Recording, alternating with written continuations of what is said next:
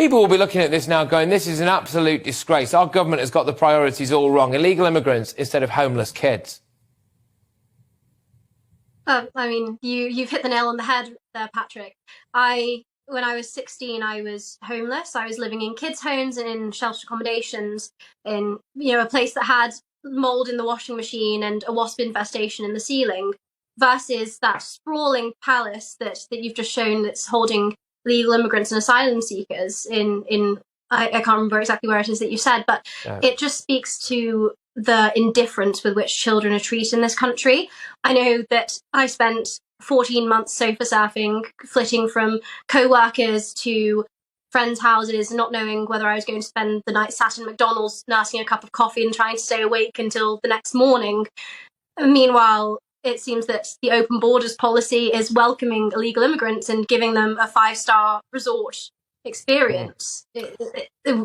Illegal immigrants are being treated with more dignity and humanity than our very own children. We're ignoring a crisis in our own backyard, and it really serves as a slap in the face to see those sprawling palatial grounds that asylum seekers and migrants are kept in, while I couldn't even turn my light on some days because there were wasps trapped in the ceiling light. It's just shocking. It's shocking. It makes me incredibly angry. How does it make you feel when you see people there going, refugees welcome, and then you look at things like in schools, white working class boys, probably the least well-performing bunch of people. We've got homeless kids who are already here, homeless veterans and all of that stuff. What's going on? Why is this happening?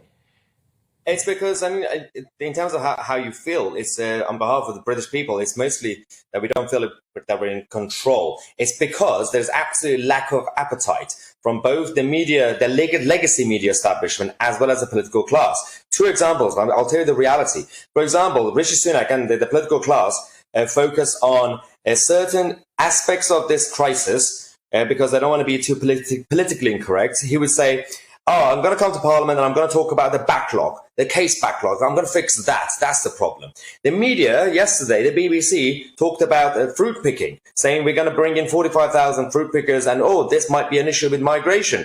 Whereas they forgot about another story that happened. It's on the same day. There's a social market foundation found that the government will have to bring in over 1 million migrants a year extra just to sort out the wound of the GDP floor. And it is just a plaster. They don't want to talk about the real issues. They don't want to talk about the impact on not just the local economies, but also the cultural aspects of it. And if they're not talking about it, of course, you guys are good, GB News, you guys are discussing it.